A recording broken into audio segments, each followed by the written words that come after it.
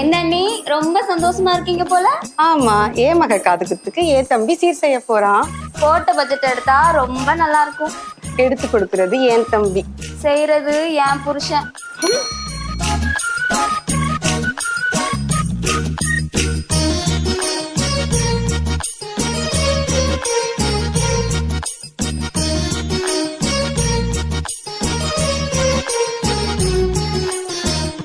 என்ன தம்பி பார்த்துட்டு இருக்க?